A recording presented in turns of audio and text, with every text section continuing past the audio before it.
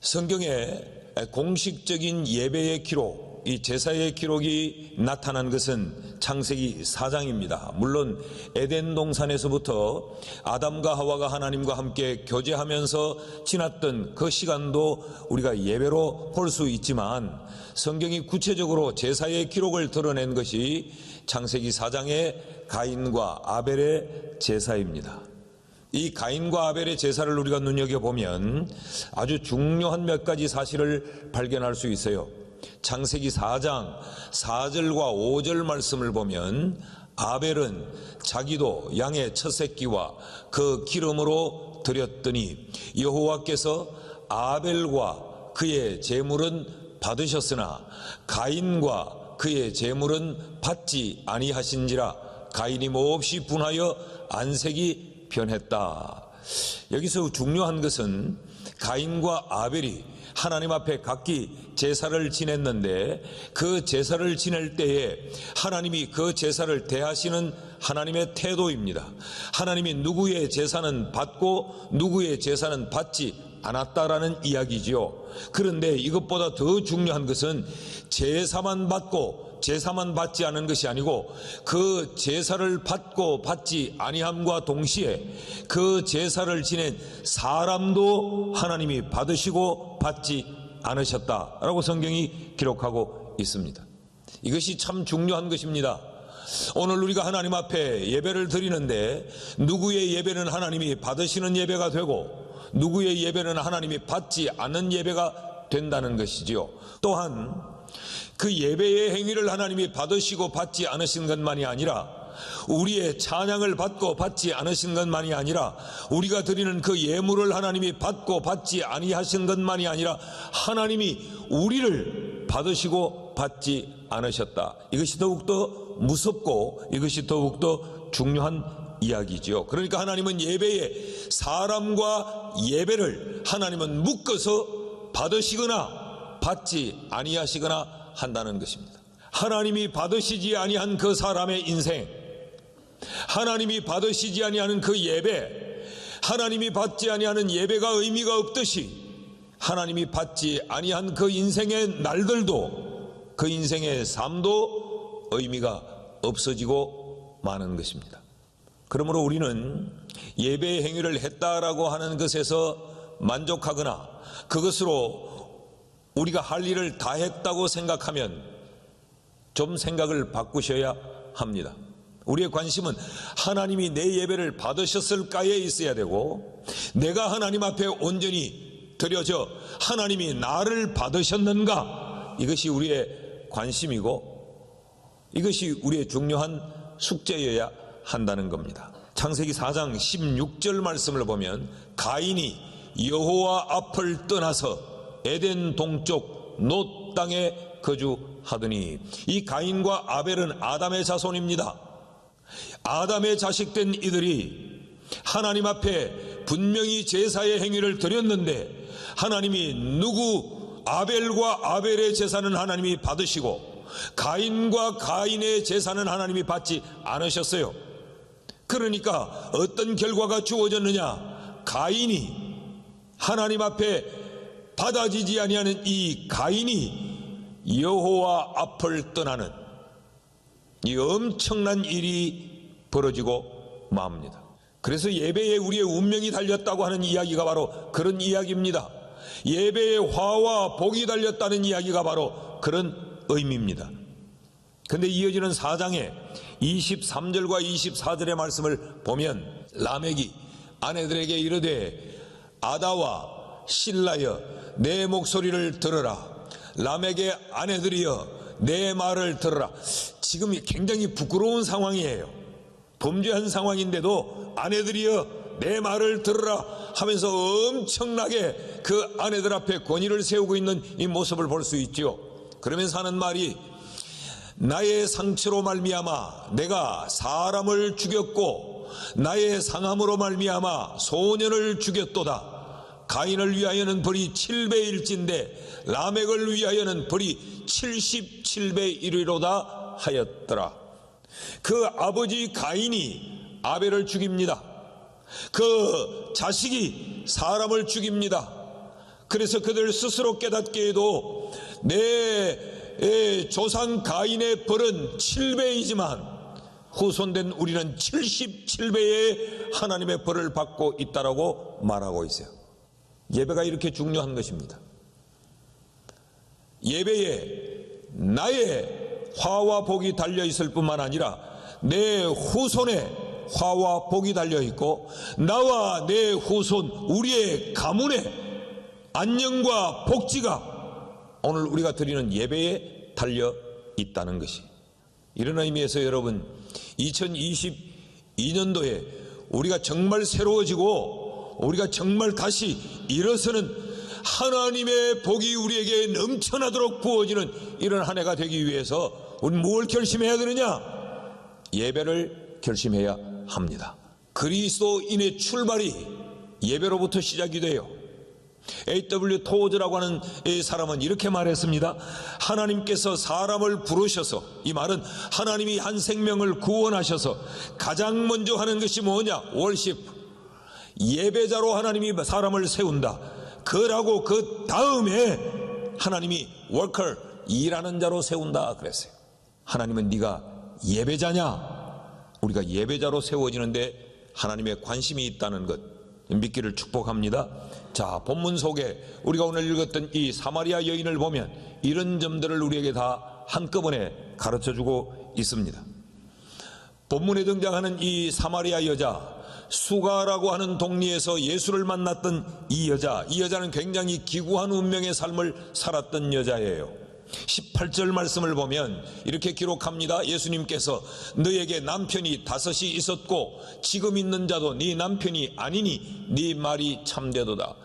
주님께서 이 여인을 만나서 남편을 데려오라고 말하니까 이 여자가 남편이 없나이다라고 말해요. 그때 주님이 이 여인의 실체를 드러내시지요. 그래, 네가 지금 남편이 없다는 말이 맞다. 그러나 지금 네게 남편이 있잖냐? 그런데 그 남자는 네 남편이 아니다. 남의 남편을 훔쳐 살고 있다. 그런데 이게 네게 한 번, 두 번이 아니다. 이미 너는 5 남자를 이런 식으로 바꿔왔다. 그러니까 이 여자의 운명이 얼마나 기구해요.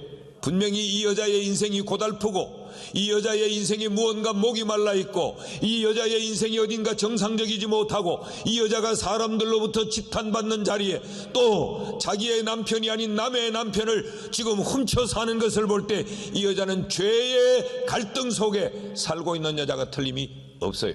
그래서 이 여자는 그 동리 우물가에 물을 들어갈 때에도 사람들의 눈을 피하여서, 다른 사람들은 다 일상을 잠시 멈추고 쉬는 그 정오에 이 여자는 물동이를 메고 우물가에 물을 들어가야 하는 여인이었습니다. 그런데 이 여자가 그 우물가에서 예수를 만납니다. 그 예수를 인격적으로 만나요. 그러자 이 여자가 예수를 참으로 만나자 어떤 변화가 그에게 가장 먼저 일어났느냐? 그가 예배에 관심을 보이기 시작합니다. 20절 말씀을 보면 우리 조상들은 이 산에서 예배하였는데 당신들의 말은 예배할 것이 예루살렘에 있다 하더이다. 이 말은 이런 이야기죠. 나도 참되게 예배하고 싶습니다.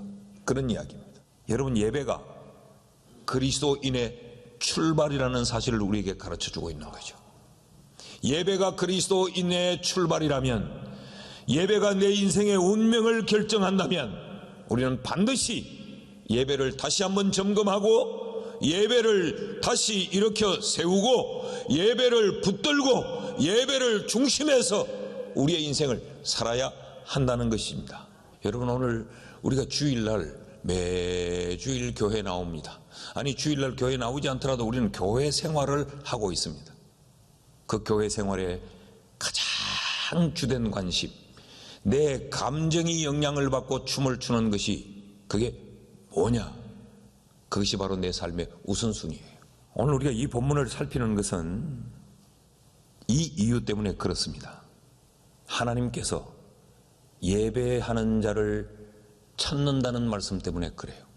예배가 얼마나 가치 있는 것이기에 예배에 우리의 운명이 달렸고, 하나님은 왜 예배하는 자를 찾으시고 왜 예배에 한 사람의 인생에 화복이 여기 달렸는가? 그 이유가 뭐냐? 예배의 대상 때문에 그래요. 예배가 가치 있는 것은 예배를 받으시는 분 때문에 그렇습니다. 22절 말씀을 같이 한번 읽습니다. 다 같이 시작. 너희는 알지 못하는 것을 예배하고 우리는 아는 것을 예배하노니 이는 구원이 유대인에게서 남이라. 이게 무슨 말입니까? 여기 너희와 우리를 지금 주님이 구분짓고 계시지요. 이 사마리아 여자가 어디서 예배하면 좋습니까? 내가 듣기에는 우리 조상들은 이 사마리아에서 예배하면 된다고 말하는데 당신들은 여기서 예배하는 것이 아니고 예루살렘에서 예배해야 된다고 말하던데 이게 뭐가 옳습니까? 라고 지금 질문을 한 것에 대한 주님의 대답이에요. 너희는 알지 못하는 것을 예배하고 우리는 아는 것을 예배한다. 이게 무슨 이야기입니까? 예배를 받으시는 그 대상이 예배에 가장 중요하다는 이야기죠. 누구를 예배하느냐? 이것이 중요하다는 겁니다. 그래서 우리는 아는 것을 예배한다라고 말씀하시면서 우리가 아는 것은 뭐냐? 구원이 유대인에게서 남이라 그랬어요. 이 말은 예수 그리스도를 이야기합니다. 유대의 자손으로 오실 예수 그리스도, 그러니까 우리의 예배의 대상은 분명하다. 예배의 형식이 중요한 것이 아니고 예배의 장소가 중요한 것이 아니고 예배의 모양이 중요한 것이 아니고 누구를 예배하느냐, 이걸 알고 예배하는 것과 그냥 예배의 행위를 하고 있는 것, 이것을 주님은 지금 이야기하고 계신 것이죠. 그러면 유대의 자손으로 오실 그분, 우리가 알고 예배하는 그분이 누구냐? 23절에서는 이렇게 이야기했어요. 아버지께 참되게 예배하는 자들은 이라고 말했어요. 예배는 누구에게 하느냐? 하나님께 드리는 것이라. 이것 때문에 예배가 가치 있다는 겁니다. 여러분, 세상에 잘 꾸며진, 잘 극본되고 각본되어서 진행되는 이 한편의 드라마보다 우리의 예배는 어떤 면에서 어수선하고 잘 짜여지지 않고 그렇게 세련되지 않았어요. 그렇게 수준 높지 않아요. 우리의 음악이 수준 높지 않아요. 그럼에도 불구하고 예배가 가치 있는 것은 드라마보다, 나라의 어떤 행사보다 예배가 중요한 그 이유는 예배의 대상자가 하나님이라는 것 때문에. 그렇다면 여러분, 예배는 하나님께 드리는 거죠. 우리가 절대로 잊어서는 안 됩니다. 여러분, 우리에게 늘 우리의 예배가 하나님께 드리는 것이라는 이 의식이 우리에게 분명할 수 있기를 주의 이름으로 축복합니다. 뿐만 아니라 예배가 가치 있는 것은 예배의 대상 때문일 뿐만 아니라 예배의 의미 때문에 그렇습니다. 여기 예배라는 이 말은 프로스키네오라고 하는 단어를 쓰여지고 있는데 신약에서 60번 이상 언급이 되고 있는 단어예요. 굉장히 중요한 단어란 말이죠. 이 예배라는 이 단어는 프로스, 무엇을 향하여 라는 단어와 쿠네오라고 하는 이 입맞추다 라고 하는 단어가 합쳐져 만들어진 단어예요. 그 예배는 뭐냐? 무엇을 향하여 입을 맞추는 것, 그것이 바로 예배라는 거예요. 하나님을 향하여서 입맞춤하는 것, 그것이 바로 예배라는 겁니다. 입맞추다는 것, 최고의 경의를 표하는 것이죠. 예배가 바로 하나님께 드리는 우리의 입맞춤이 예배라는 겁니다. 피조물인 인간이, 유한한 인생이 창조주이신 하나님, 절대자이신 하나님께 입맞추는 것, 그러니 이게 얼마나 영광스럽고 얼마나 가치로운 일이에요. 이게 예배라는 거예요. 여러분, 오늘 우리가 드리는 예배가 그 영원하신 하나님께 우리가 입맞추는 것, 이게 예배라는 겁니다. 이게 예배의 영광이요, 이게 예배의 가치라는 것입니다. 예배가 왜 가치 있느냐? 예배의 대상이 하나님이시고 이 예배의 의미 때문에 예배가 가치 있을 뿐만 아니라 예배가 가치 있는 것은 예배가 하나님이 우리를 구원하신 구원의 목적이기 때문에 그렇습니다. 이사야 43장 21절 말씀을 보면 이 백성은 내가 나를 위하여 지었나니 나를 찬송하게 하려 함이니라. 하나님이 왜 구원했느냐? 하나님을 위하여 우리를 구원했다는 거예요. 그 하나님을 위한 그 일이 뭐냐? 하나님의 이름을 찬송하는 것. 다시 말하면 하나님을 예배하는 것을 위해 우리를 구원하셨다. 이게 하나님이 우리를 구원하신 구원의 목적이에요. 그래서 지금도 주님은 예배자를 찾고 계세요. 나를 참되게 예배해 줄, 형식적이 아닌 진실로 내게 입맞춰 줄 사람, 다른 목적을 가지고 내게 입맞추는 가룟 유다와 같은 자가 아니라 진실로 나를 높이고 사랑하고 경외해서 내게 입맞추는 자, 난 그런 자를 찾고 있다. 이게 주님의 마음이에요. 우리가 2022년 이 한 해 이런 주님의 찾으심에 다 발견되어지는 우리가 되기를 주의 이름으로 축복합니다. 둘째로, 예배가 이렇게 가치 있는 것이라면 그 예배의 정신은 뭐냐라는 겁니다. 예배의 정신은, 우리가 오늘 읽었던 이 본문은 사마리아 여자가 예수님을 만나서 예수님에게 질문함으로 시작된 내용입니다. 20절 말씀을 다시 한번 보면, 우리 조상들은 이 산에서 예배하였는데 당신들의 말은 예배할 곳이 예루살렘에 있다 하더이다. 자, 이 여자가 예수를 만나니까, 예수님을 인격적으로 만나니까 이 여자의 관심이 정말 바른 예배를 드리고 싶었다는 거죠. 그래서 우리 조상들은 이 산에서, 이 사마리아에서 예배하면 된다고 했는데 당신의 제자들을 만나니까 당신들은 예루살렘에서, 유대인들은 예루살렘에서 예배를 한다고 하는데 이게 어느 게 맞습니까? 여러분, 이 여자가 지금 예배의 장소에 대한 질문을 하고 있지만 이 여자의 속마음은 뭐예요? 참된 예배를 드리고 싶은 것이 이 여자의 속마음이에요. 그렇다면 이 여자는 지금까지 예배를 전혀 몰랐느냐? 예배를 아는 자였습니다. 예배를 들었던 자입니다. 이 여자는 어쩌면 예배를 했던 자일 수 있어요. 지금 이 산에서, 예루살렘에서, 이곳에서 저곳에서 이게 무슨 이야기냐?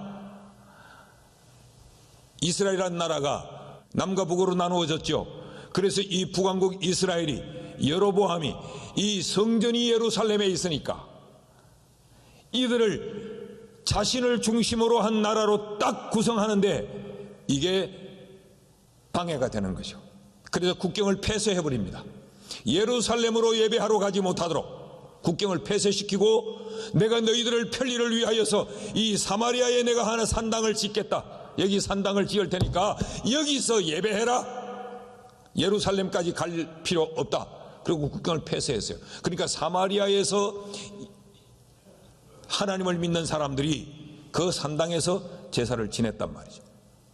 그래서 유대인들은 저기서 제사를 지내면서 그건 헛거야, 그거는 가치가 없는 기다, 이 예루살렘이 진짜다 라고 말을 하니까 이게 이 여자에게 예수를 만나고 나니까 이 물음에 대한 정확한 답을 얻고 싶었던 거죠. 그 말은 지금까지 이 여자의 이 예배에 기쁨이 없었다는 겁니다. 지금까지 이 여자가 예배하여 왔지만 참된 희열이 없었다는 거지요. 지금까지 그도 이 예배의 행위를 사마리아에서 해왔지만 예배를 통하여 참된 만족이 없더라는 거죠. 그래서 이 여자는 지금 그의 삶이 부도덕한 삶이었습니다. 예배의 만족을 얻지 못하니까 남자에게서 만족을 얻어보려고 했어요.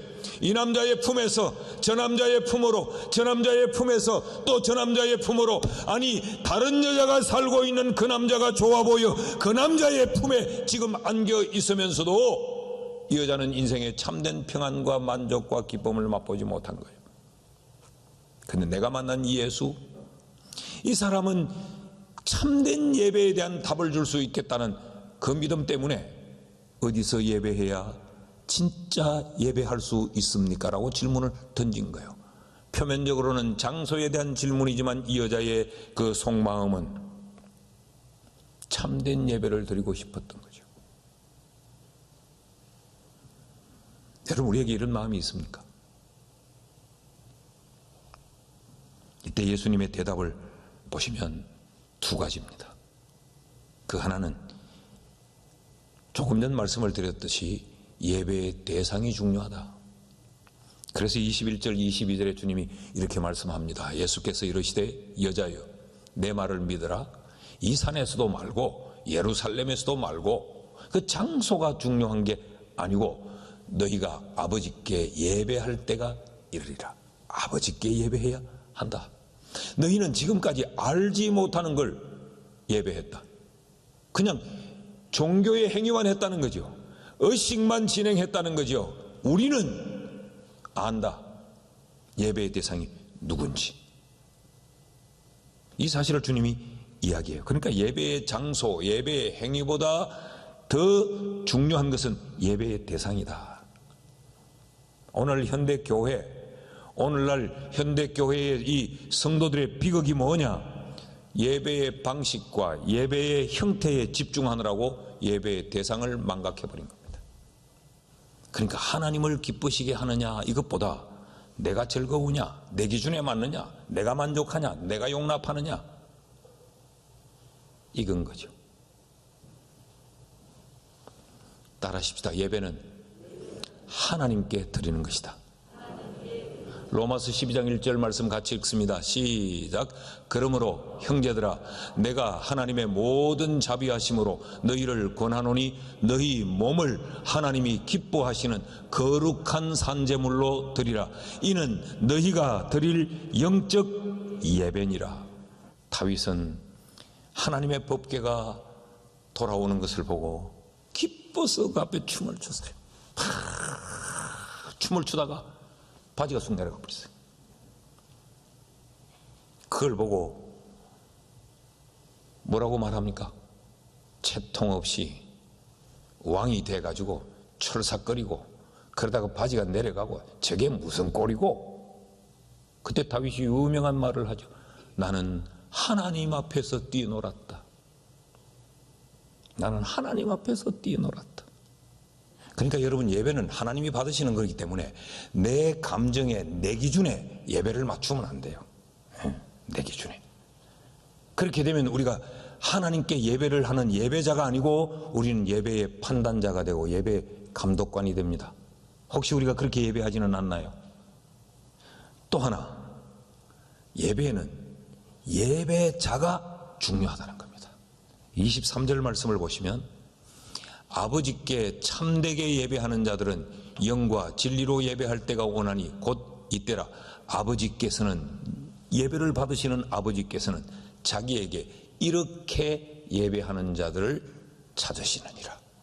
그러니까 예배를 받으시는 하나님은 예배자를 찾아요. 바른 예배자. 아벨과 가인의 제사의 문제가 뭐냐? 제물이 문제가 아니었고 예배하는 사람이 문제였어요. 히브리서 11장 4절에 보면 이 아벨의 제사를 이렇게 표현합니다. 믿음으로 아벨은 가인보다 더 나은 제사를 하나님께 드림으로 의로운 자라 하시는 증거를 얻었으니 하나님이 그 예물에 대하여 정언하심이라. 그가 죽었으나 그 믿음으로서 지금도 말하느니라. 그게 무슨 이야기인가 하면 하나님이 아벨의 제물을 받으신 것은 그 아벨이 옳았기에 그 제물을 받았다는 거예요. 그러니까 예배는 예배드리는 사람, 우리가 중요한 거예요. 우리가 내가 어떤 예배자인가 이게 중요한 것이다. 그렇다면 우리 예배를 점검해 봐야 되지 않겠습니까? 나의 예배는 나를 기쁘게 하려고 드리느냐, 예배를 받으시는 그 하나님이 기쁘시도록 예배를 드리느냐. 나는 예배를 드리면서 예배가 내 마음에 드느냐 안 드느냐를 판단하는 자인가, 아니면 오직 초점이 하나님께 있어서 하나님이 이 예배를 받으셨으면 좋겠다라고 하는 마음이 우리에게 있느냐. 나는 하나님께 입을 맞추느냐, 내 감정에 입을 맞추느냐. 하나님이 얼마나 이 예배를 받으셨을까? 이게 우리의 관심이어야 한다는 겁니다. 예배는 가치 있는 겁니다. 예배는 형식이 중요한 것이 아니고 예배는 받으시는 하나님 때문에 가치가 있는 거예요. 하나님은 오늘도 하나님이 받으실 만한 예배를 드릴 그 예배자를 하나님은 찾지, 우리 손에서 드리는 그 예물, 그것 때문에 하나님은 우리에게 예배하라고 말하지 않습니다. 하나님은 우주가 하나님의 것이에요. 여러분, 우리가 다시 한번 우리의 예배를 점검할 뿐만 아니라 우리가 예배에 대한 결단과 결심이 있기를 주의 이름으로 축복합니다.